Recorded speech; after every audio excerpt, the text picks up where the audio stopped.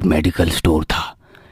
Medical के बाहर थोड़ी भीड़ थी क्योंकि आसपास का कोई और मेडिकल खुला नहीं था।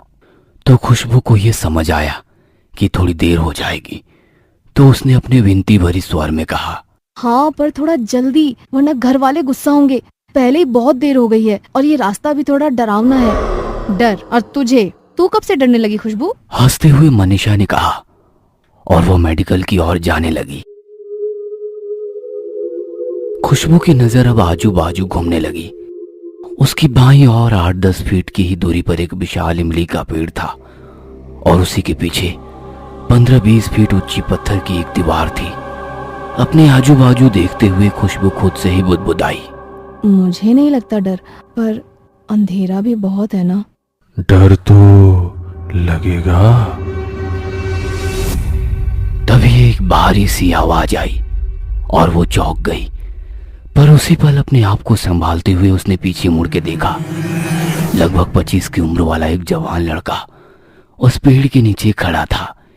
पीछे से आने वाली गाड़ी की रोशनी में उसने देखा कि उसका रंग सांवला, हल्की सी दाढ़ी, चश्मा, white shirt and blue jeans में था वो। खुशबू ने उस लड़के को नजरअंदाज किया और मेडिकल के पास खड़ी अपने दोस्त को देखने लगी। तभी उस जवान लड़के ने फिर से कहा, हम चाहे 4 लोगों में कितना भी साहसी बने, पर हमारे साहस का असली इम्तिहान ऐसे अनजान सुनसान जगह पे फैला हुआ अंधेरा लेता है। खुशबू चुपचाप खड़ी रही और उस लड़के ने फिर से कहा, डर लग रहा है ना मुझसे, पर डरो मत, मैं भूत नहीं हूँ।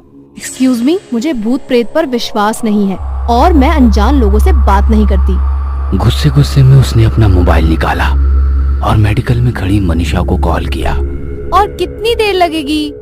बस 5 मिनट। फोन रख के वो उस लड़के को ढूंढने लगी, पर वो कहीं नजर नहीं आया और वो अपने आप से बोली, स्टूपिड इडियट। मुझे बुलाया आपने?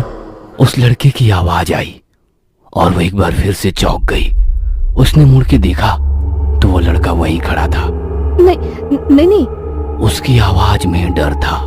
डर गए क्या आप? मुझे भूत समझकर आप तो चौंक गए। देखिए, मुझे इन फालतू बातों पर विश्वास नहीं है। कुछ भी कहो, पर आप डर गए क्योंकि अब तक 10 बार आपने मेरे पैरों को देखा है, मैंने नोटिस किया। उसकी बात सुनकर खुशबू चौंक गई। नहीं तो?